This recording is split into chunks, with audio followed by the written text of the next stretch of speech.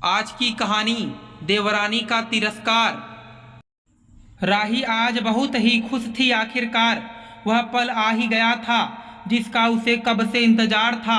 वह तो कब से चाहती थी कि उसकी सगी बहन राशि ही उसकी सगी देवरानी भी बन जाए, मगर ससुराल में सास ससुर के सामने अपने मन की बात लाने में उसे समय लग गया था।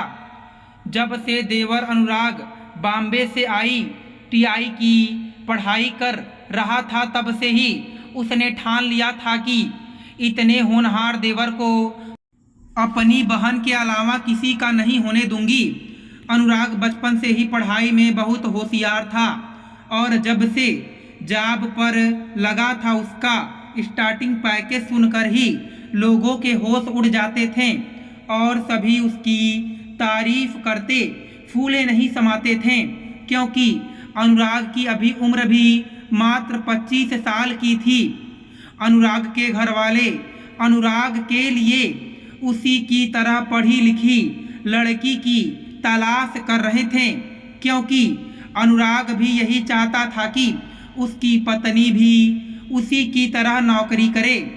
आजकल के पढ़े लिखे युवान अपनी तरह ही पढ़ी लिखी कमाऊ लड़की चाहते हैं ताकि दोनों मिलकर एक दूसरे को समझ सकें।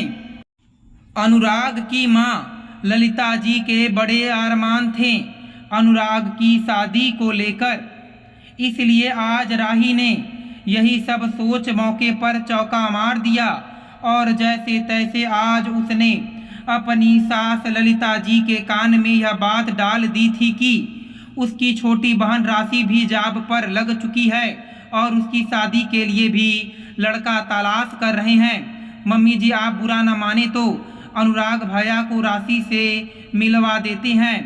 यदि उनको राशि पसंद आ गई तो शादी की बात बढ़ाते हैं। राही ललिता जी की बड़ी बहू थी और जब से शादी करके आई थी उसने रसोई को अच्छे तरह से संभाला था।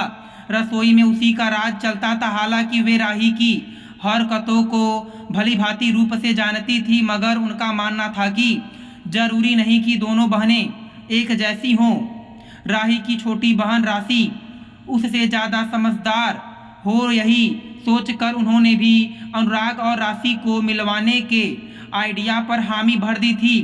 आज जब अनुराग ऑफिस से घर आया तो ललिता जी ने अनुराग से उसकी भाभी राही की छोटी बहन राशि से मिलने की बात अनुराग से कह डाली, मगर जैसे ही अनुराग ने यह बात सुनी, अनुराग बोला, मम्मी, अब तक आप लोग मेरे लिए रिश्ते तलाश कर रहे हैं। मैं जानता था, मगर आप लोग मेरी शादी को लेकर शायद बहुत सीरियस हो गए हैं। मैं किसी के दिल को चोट नहीं पहुंचाना चाहता, इसलिए शायद अब समय आ गया है कि मुझे सच्चाई बतानी पड़ेगी। मम्मी, मैं मेरे ही ऑफिस के साथ काम करने वाली रूपाली से बहुत प्यार करता हूं और उसी से शादी भी करना चाहता हूं। ललिता जी खुश होते हुए बोली, अरे पगले, इतने समय से यह बात छुपाई क्यों? अनुराग बोला, मम्मी, रूपाली के माता पिता बहुत मध्यम वर्गीय लोग हैं। रूपाली के पैसों से ही उसका घर चलता है। रूपाली बहुत सीधी और संस्कारी लड़की है। बस यही बात मेरे दिल को भा गई थी। ललिता जी ने तो इस रिश्ते के लिए अपनी स्वीकृति दे दी, मगर राही उसे तो यह बात हजम ही नहीं हो रही थी। वह नाक भौं सिकोड़ कर ललिता जी से बोली, मम्मी जी, अनुराग भैया ने तो आपके सारे अरमानों पर पानी फेर दिया। ललिता जी बोली, मेरी खुशी अनुराग की खुशी में है। वह जिससे शादी करना चाहता है उसमें जरूर कुछ बात होगी, क्योंकि अनुराग हमेशा समझदारी से अपने निर्णय लेता है। राही के सारे किए कराए पर पानी फिर गया था।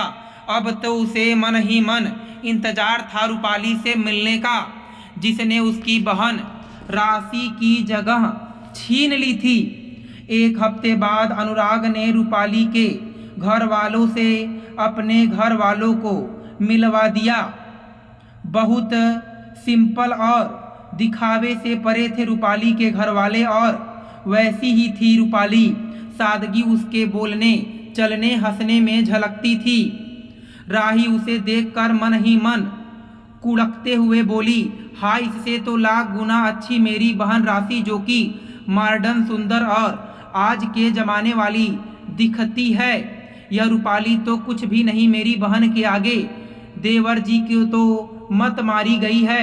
थोड़े दिनों बाद अनुराग और रूपाली की सगाई हो गई। राही ने अब तक हिम्मत नहीं हारी थी।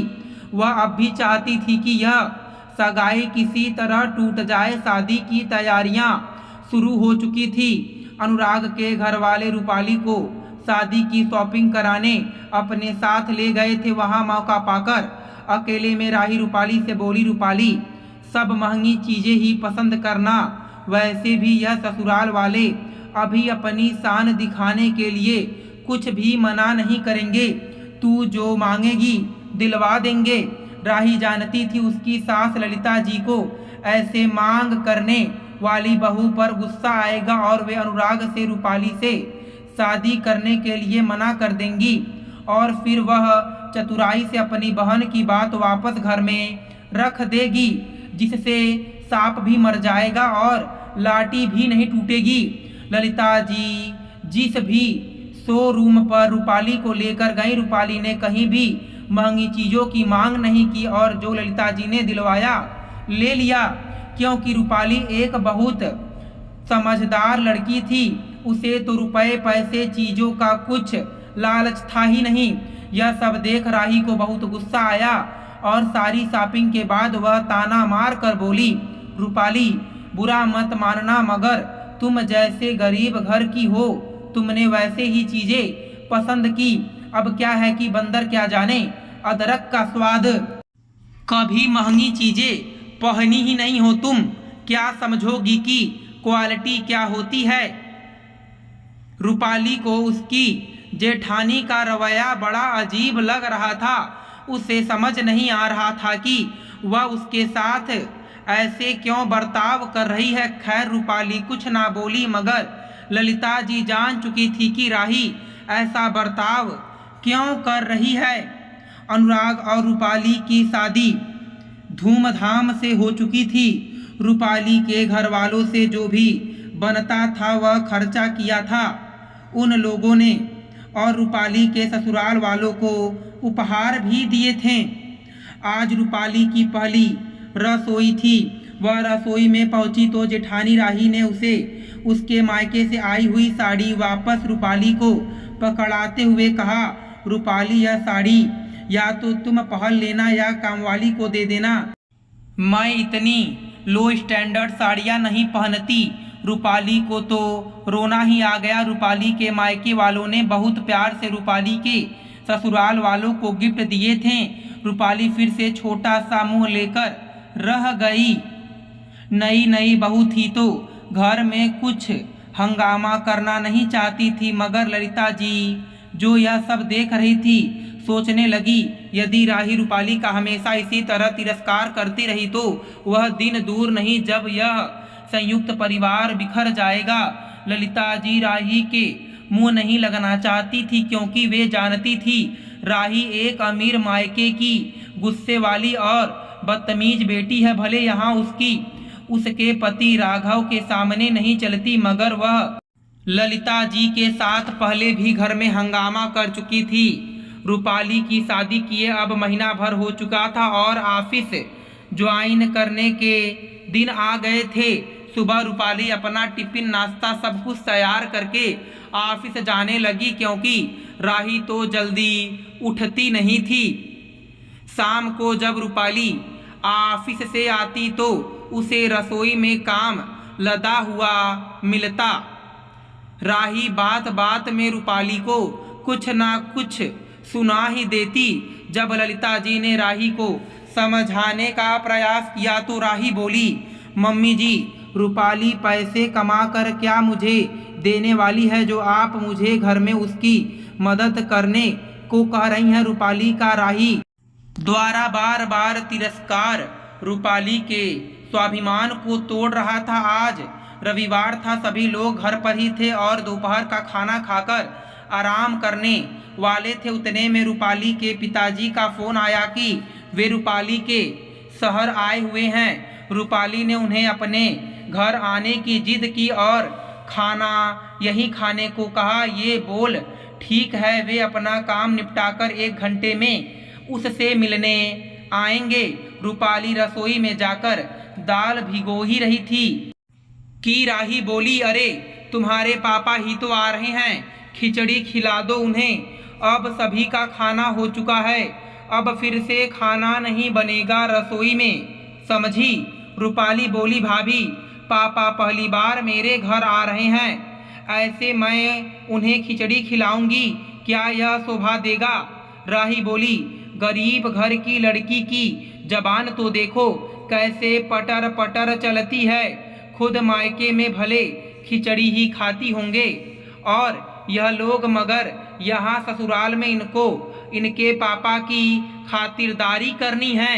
ललिता जी रसोई के गेट पर खड़ी सब सुन चुकी थी और वे बोली, बहू के पापा का अभी फोन आया था, मुझ पर वे घर आ रहे हैं। रूपाली, कोई बात नहीं, खिचड़ी ही बना देते हैं।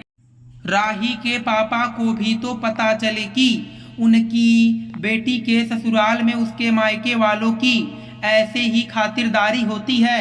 राही के मुंह में जबान अटक गई, क्या पापा आ रहे हैं। ललिता जी बोली, हाँ। राही बोली, हाँ फिर तो खिचड़ी थोड़ी बनेगी, खीर पूड़ी छोले दाल चावल बना देते हैं। ललिता जी बोली, बहू मेरे लिए तुम्हारे पापा और रूपाली के पापा में कोई फर्क नहीं है, जैसे तुम दोनों में भी कोई फर्क नहीं है, समझी। अब तो घर में खिचड़ी ही बन के रहेगी। राही अब पछता रही थी और बोली, मेरे पापा क्या सोचेंगे मम्मी जी, आप तो जानती हैं मेरे मायके वालों का रुतबा। ललिता जी बोली, बहू रुतबा पैसों का नहीं व्यवहार का होता है। जब से रूपाली शादी करके आई है तुम हर पल इसे नीचा दिखा रही हो, क्योंकि मेरे बेटे ने तुम्हारी बहन के बजाय इससे शादी कर ली। माना हमारी रूपाली बहू बहुत अमीर परिवार से नहीं है, मगर इसके संस्कार तुमसे कई गुना बड़े हैं। राही नीचे सर झुकाकर खड़ी थी और बोली, मुझे माफ कर दीजिए मम्मी जी। ललिता जी बोली, तुम्हें सबक मिलना जरूरी था, कोई पैसे से बड़ा नहीं होता, संस्कारों से इंसान बड़ा होता है, समझी। राही ने अपनी गलती मानी और रूपाली से बोली, दरअसल मैं अपनी बहन राशि की शादी अनुराग भैया से करवाना चाहती थी, मगर उन्होंने तुम्हें पसंद कर लिया। शायद मुझे यही बात की टीस रह गई और मैं तुम्हें नीचा दिखाने लगी, मुझे माफ़ कर दो रूपाली। दोस्तों, मैं उम्मीद करता हूँ कि आपको यह कथा पसंद आई होगी। फिर मिलेंगे आपसे अगली कथा में। आप सभी का धन्यवाद।